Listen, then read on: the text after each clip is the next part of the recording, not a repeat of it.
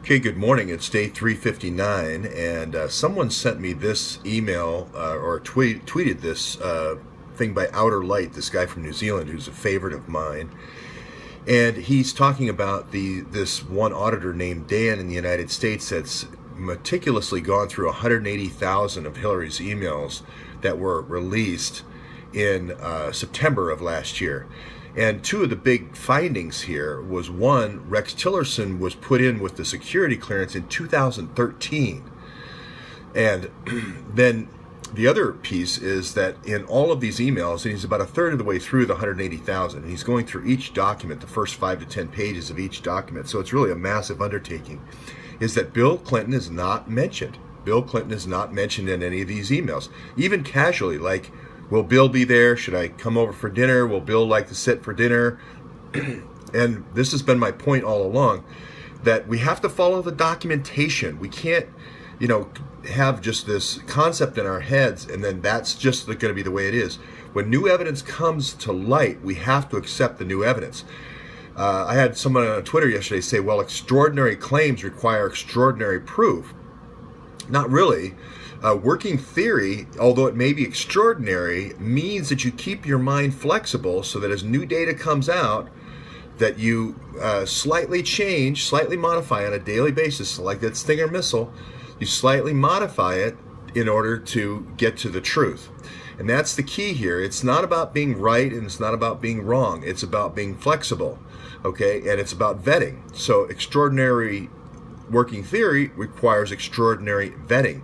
But here's a guy who's a top auditor, 180,000 documents in. He's 60,000 documents into 180,000 documents. Top level auditor, nothing about William Jefferson Clinton. And this goes back to what I've said before. All the way going back to Arkansas and Mena Airport, even if you want to go back to 1984, it's been Hillary, Hillary, Hillary, Hillary. Bill has had his troubles on the sex side with the parties and all that, the cocaine, I get all that. But all this subterfuge stuff where you're using the oil business to then enable a drug and weapons trade is all going to be going back to George Bush and George Bush's contacts with Hillary. And then Tillerson basically gets implanted here as a replacement for Hillary because Obama doesn't trust Hillary.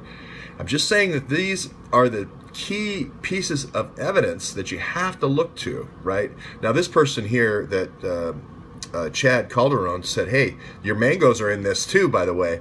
And I haven't got that far yet because I wanted to make a point on this. And it's going to be the same way in our lawsuit.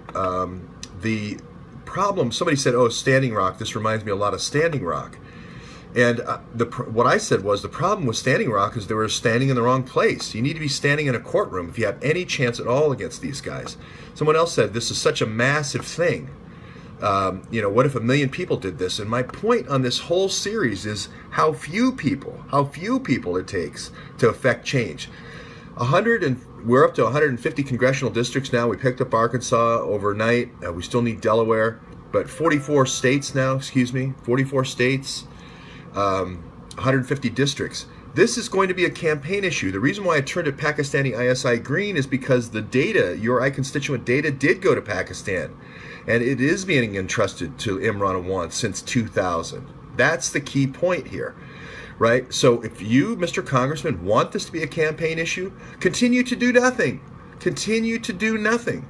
But we're putting on notice that between now and a year from now, when you go to re-election, your opponent is free to use this. If you're going to let Imran Awan use this information as a club against the American people with possibly opium targeting veterans and veterans' families, and from what we've seen from the VA, it certainly points in that direction. It certainly doesn't point to just incompetence. Then we're going to take the club out of Imran's hand and give it to your opponent. Now, you can turn into a Louis Gohmert and turn it and beat against Pakistani ISI, right? You can turn around and join the fight. No more fake hearings, but real hearings, and you can call for hearings. Now, this is something we don't have to wait for in the court. This is why the court of public opinion is so important. You win battles every day in the court of public opinion. You don't wait for the courtrooms. Napoleon said, the eagle flies from steeple to steeple. You don't wait. You go and win the next battle the next day. You don't wait. And that's the key to this whole thing. So now we have standing in 150 congressional districts. This will fill itself out by the end of the weekend. A couple of interesting things. Ted Lieu's 33 down here. We've got Ted Lieu's 33. Long Beach, I still think Port of Long Beach is in 33, but I might be totally wrong. 38 is where Long Beach is. So we still need 38. And we're going to turn this now because we don't need 435 Louis Gohmerts or Gohmerts. We don't need 435. We need 135. We actually only need about 25 or 30 to get the congressional committees going. But with 130 to 150, we got enough to get the congressional committees going. That's the key, with real congressional hearings. So in one day, we got the critical mass for what we needed for congressional hearings. Now I want to turn this into looking at the actual BlackBerry carriers. The current carriers, the current 20 carriers, and we're going to do this just through metadata. And then we're also going to get the 150 carriers since 2000. There may be more than 150 BlackBerry carriers, but these are going to be the secret encrypted devices that enable rat lines. And as I said from the beginning of the story, oil rat lines then beget drug and weapons rat lines. That's all there is to it. The nasty part of this, and I'm not trying to break up the CIA's business. The nasty part of this is when Hillary brought this in 1998 to Bill Clinton through Special Decision Directive 62 and decided to onshore. This is my key point. She decided to onshore the things that DynCorp had been happily doing overseas, the organ harvesting and the child trafficking or the teen brides. I am just saying, stop. CIA can keep all that business, but stop onshoring the organ harvesting. Stop onshoring the opiate targeting. Those are my two key things. And turn the dial up to over 15 as far as the bride targeting. Get Evan McMullin out of this operation. Get the Brotherhood out of this operation. Stop doing this in the United States. I want to go more to an England model where we affect all these horrible tragedies on other nations, not our own people.